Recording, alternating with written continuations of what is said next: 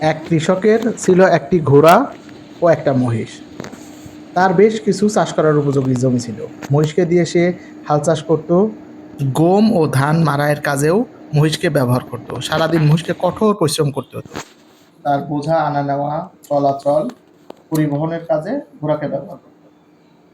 সারাদিন মহিষের যেমন কঠোর পরিশ্রম করতে হতো, ঘোড়াকে মহিষের মতো এত কায়িক পরিশ্রম করার জন্য প্রয়োজন হতো না। সে অনেকটাই বিশ্রাম পেত। একদিন সকাল থেকে সন্ধ্যা পর্যন্ত এক নাগাড়ে কাজ করে মহিষ যখন ঘরে ফিরল, তখন অতিরিক্ত পরিশ্রমের জন্য ক্লান্ত হয়ে গেছে। একা একাই বিড়বিড় করে কি যেন বলছিল। মহিষকে বিড়বিড় করতে দেখে ঘোড়া বলল, আরে মহিষ, কি হয়েছে? বিড়বিড় করে কি সব বলছো? তোরা গাধার দল, আমাদের দুঃখ কষ্টের কি বুঝবি? আমাদের দুঃখ কষ্ট কেউ বোঝে না। বুঝবো না কেন? অবশ্যই বুঝবো। তাছাড়া তুই যেমন বোঝা টানিস, আমিও তো তেমনই বোঝা টানি। আমাদের মধ্যে তফাৎটা তুই কোথায় দেখলি?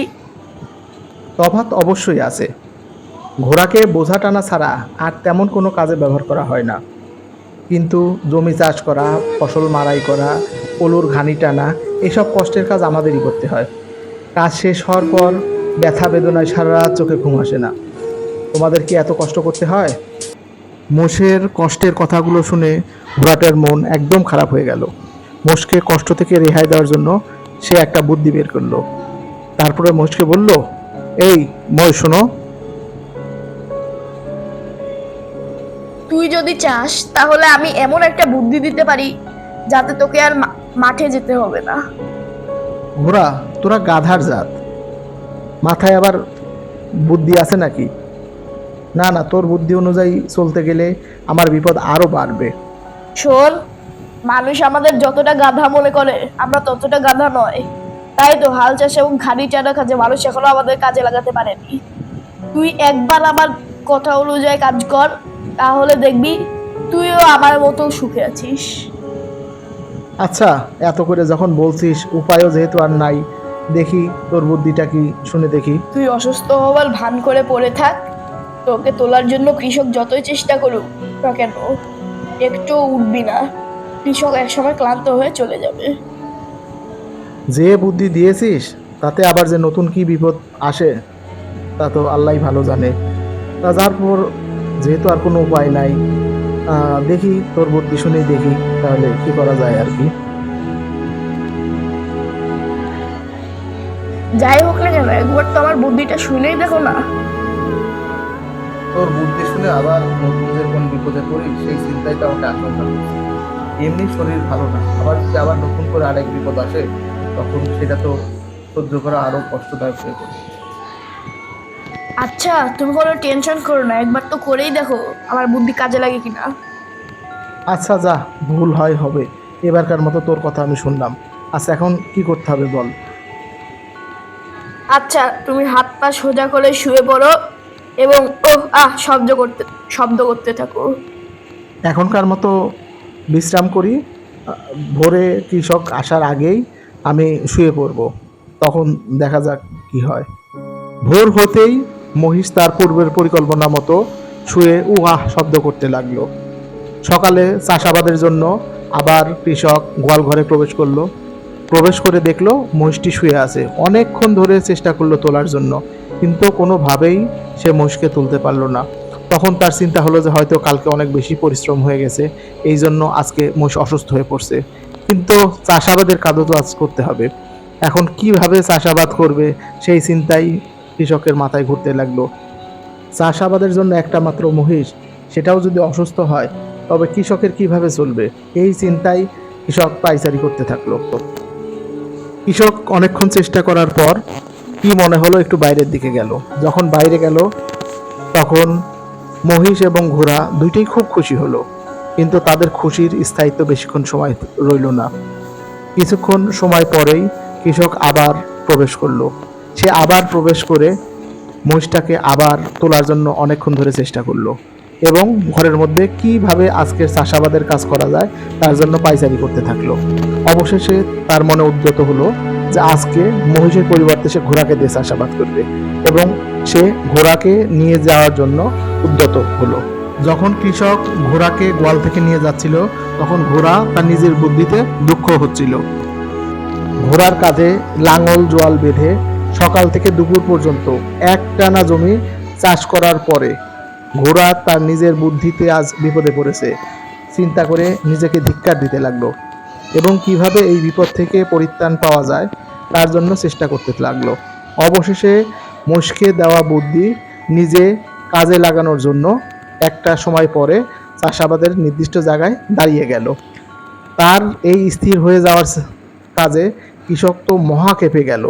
সে তার মোটা লাঠি দিয়ে ঘোড়াকে পিটাতে শুরু করলো।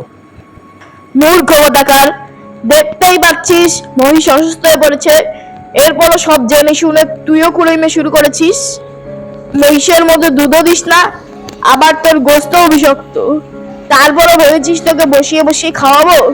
আর যদি কাজ না করিস তোকে আমি মারতে মারতে মেরেই ফেলবো। ঘোড়া অবস্থা বেগতিক দেখে প্রথমে বিরক্তের সাথে এবং পরে মনোযোগ দিয়ে কাজে লেগে গেল। কাজ করার সময় ঘোড়া বিড়বিড় করে বলতে লাগলো, আজ রাতে যে কোনো কৌশলে হোক মহিষকে পটাতে হবে যাতে কাল সকালে সে মাঠে যায়। এত পরিশ্রম তো আমি জীবনেও করতে পারবো না। এত পরিশ্রম করতে থাকলে আমি 7 দিনেই মারা যাব। যেই করে হোক আমাকে কোনো একটা কিছু করতে হবে। মহিষের কাজ মহিষ করুক আর আমার কাজ আমি করি। মহিষের কাজ করতে থাকলে আমি মরে যাব একেবারে পুরা। সন্ধ্যার পরে চাষাবাদ শেষে গোয়াল ঘরে ঘোড়া আসার পরেই মহিষ বলল, মাঠ থেকে এলে নাকি? এবার নিশ্চয় দেখেছো কি কঠিন কাজই না আমাদের করতে হয়। না না, মোটেই কঠিন নয়। আমার তো মনে হয় খুবই আরামদায়ক এবং সোজা কাজ এটি। কিন্তু অন্য একটা বিষয় না, আমার মনটা ভীষণ খারাপ। তোকে বললে তুই কষ্ট পাবি। হাল চাষের চেয়ে কষ্টের কিছু আছে নাকি? ঠিক আছে, কি কষ্ট পেয়েছিস বল দেখি শুনি। ব্যাপারটা তেমন কিছু না। আজ দুপুরে যখন মাঠে কাজ করছিলাম তখন মালিক তার এক বন্ধুকে বলছিল আমার মহিষটা হঠাৎ অসুস্থ হয়ে পড়েছে, মনে হয় বাঁচবে না। তাই ঠিক করলাম কাল যদি ভালো না হয় তাহলে জবাই করে ফেলবো। তুই কি সত্যি বলছিস তা? যদি তাই হয় তাহলে আমি কাল থেকেই কাজে লেগে পড়তে হবে। মরার চেয়ে কাজ করে খাওয়া অনেক ভালো। তোর মতো গাধার বুদ্ধিতে চলতে গিয়েই তো আজ আমার এই অবস্থা। আমার সামনে এই বিপদ হাজির হয়েছে। আর কোনোদিনও আমি তোর বুদ্ধি শুনবো না, কোনোদিনই না। তোরে বুদ্ধি দিয়ে কি আমি কম শাস্তি পেয়েছি? আমি তোর উপকার করতে গেলাম আর তুই কি না আমাকে দোষ দিচ্ছিস? ওই জাতিটাই বড়ই অকৃতজ্ঞ। না ঘোড়া, তুমি আসলে কষ্ট পেও না। আমি হঠাৎ করে তোমার মুখের কথা শুনে আমি আবেগ ধরে রাখতে পারিনি। আসলে মোষের জীবনে কষ্ট অনেক। এই সারাদিন হাল চাষ করে আমার শরীরের অবস্থা অনেক খারাপ হয়ে যায়, কিন্তু তারপরেও আমি অসুস্থ থাকলে যদি আমাকে জবাই করে দেয় তাহলে তো তার চাইতে কষ্ট করে খাওয়াই ভালো। এই জন্য আমি তোমাকে এই কথা বলছি। তুমি আবার এটার জন্য কষ্ট পেও না। আসলে আমি আমার এই অবস্থার জন্যই হঠাৎ করে আমি তোমাকে এই কথা বলতে বাধ্য হয়েছি। ঠিক আছে মহিষ, আমি কিছু মনে করবো না। আসলে তুমি যেভাবে বলেছিলে আমি কষ্ট পেয়ে গেছিলাম। ঠিক আছে, এখন থেকে তুমি তোমার কাজ করবে আর আমি আমার কাজ করব। হ্যাঁ, ঠিক বলেছো। আমরা আসলে কষ্ট হোক আর যাই হোক আমরা যে যার কাজই করব।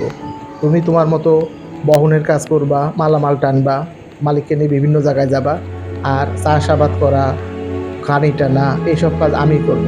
এবং দিন শেষে আমরা যখন রাত্রে একসাথে হব তখন আমরা একে অপরের সুখ দুঃখের আলাপ করব এবং এই সুখ দুঃখের আলাপ করে আমরা আমাদের যতটুকু দুঃখ আছে এটাকে আমরা প্রশমিত করে নেব। তাহলে আমরা দুজনেই ভালো থাকবো। আচ্ছা, এখন ঘুমিয়ে পড়ো। এভাবে আলাপচারিতার মধ্যে রাত পার হওয়ার পরের দিন সকালবেলা কৃষক এসে মহিষকে ধাক্কা দিতে লাগলো চাষাবাদের জন্য। যখনই কৃষক এসে মহিষকে ধাক্কা দিল সাথে সাথে মহিষ উঠে গেল। তখন কৃষক মহিষকে চাষাবাদের জন্য নিয়ে যাওয়ার জন্য প্রস্তুত হলো। কৃষক তার ছেলেকে বলল, তুই আরেকটা লাঙ্গল জল নিয়ে আয়, ঘোড়াকেও আজ থেকে মহিষের পিছু পিছু হাল চাষ করতে লাগাবো। আর শোন, একটা মোটা লাঠি নিয়ে আসবি, ঘোড়া কিন্তু ছং ভং করতে পারে।